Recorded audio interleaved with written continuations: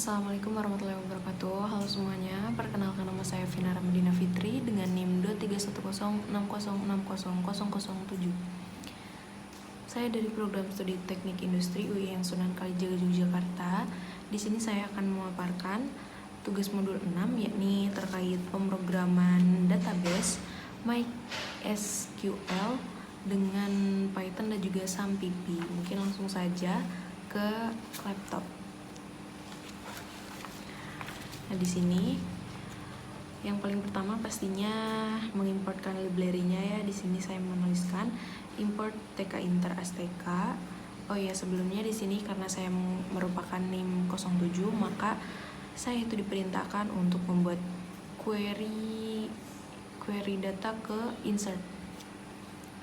Nah, lanjut di sini itu ada import tkinter astk from tkinter import ttk. Lalu import mysql.connector. Nah, di sini tuh import mysql.connector itu digunakan atau tujuannya untuk menghubungkan dengan database yang ada di MySQL yang sebelumnya udah saya buat. Nah, namanya ini tuh membuat database PNS intinya. Jadi MySQL connector itu buat nantinya dihubungkan ke database tersebut.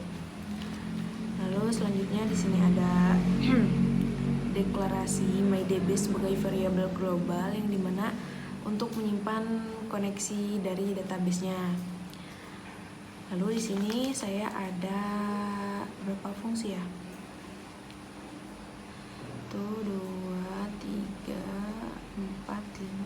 Ada 5 fungsi. Yang pertama ada fungsi dari refresh table. Seperti namanya, refresh table ini merupakan berfungsi untuk menampilkan data terbaru. Isinya itu seperti ini.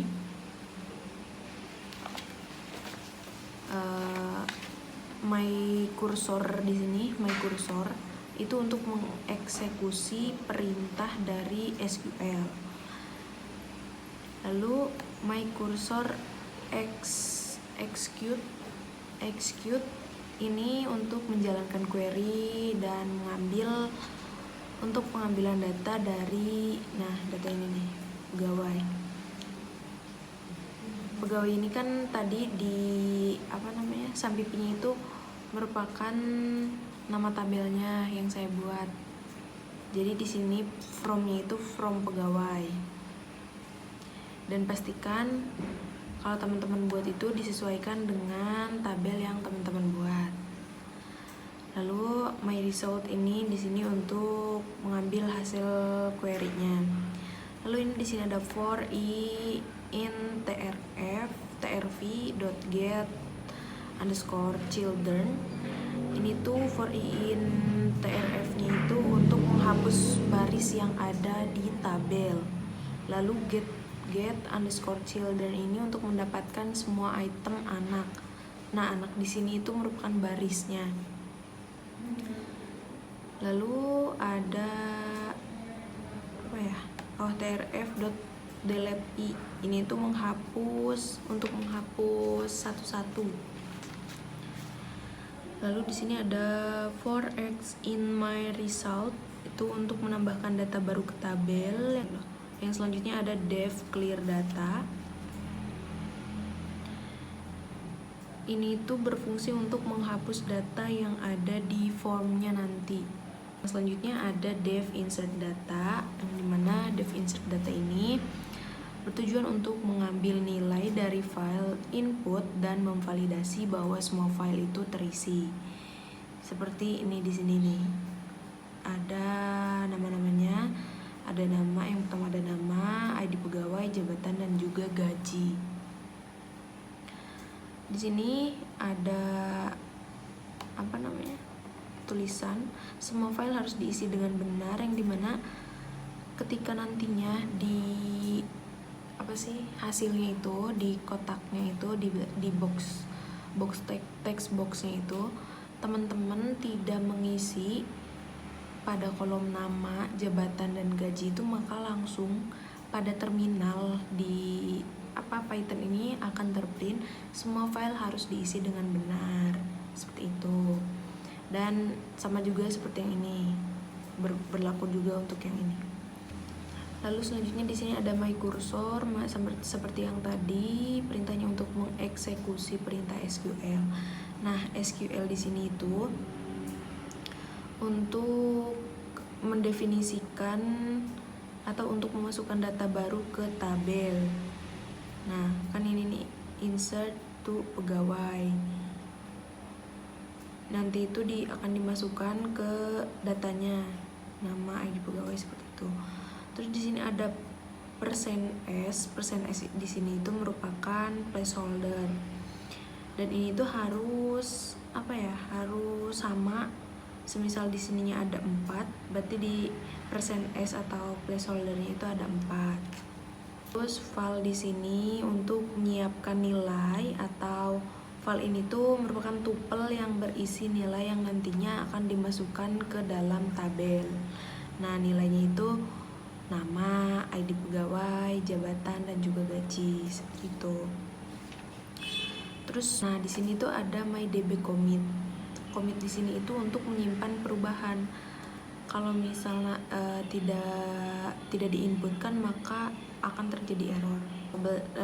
Refresh table ini seperti yang tadi dikatakan untuk menampilkan data terbaru.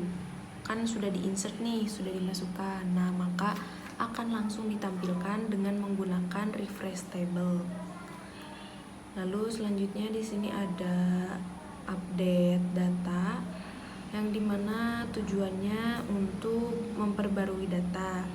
Saya mungkin hanya sedikit menyinggungnya, karena seperti yang saya bilang bahwa saya itu disuruhnya untuk membuat atau menginputkan query ke insert data. Ini untuk penamaannya. Ini untuk ukuran datanya, ukuran tabelnya. Terus ini title itu nanti di atasnya itu ada namanya, data pegawai PNS. Nah, selanjutnya di sini ada label dan entry. Ini tuh tujuannya untuk memasukkan informasi. Lalu di sini ada membuat tombol. Tombolnya itu nanti ada di bagian atas, seperti yang tertera. Nanti tombol clear itu berwarna biru. Nah, ini tuh sesuaiin aja sama yang teman-teman inginkan. Lalu selanjutnya di sini ada tree view untuk membuat tampilan tabel atau untuk menampilkannya. Di sini ada koneksi ke database dengan error handling. Di sini itu untuk mengkoneksikan database untuk mengkoneksikan program ini dengan database, yang dimana host di sini itu kan saya menyimpannya itu di localhost.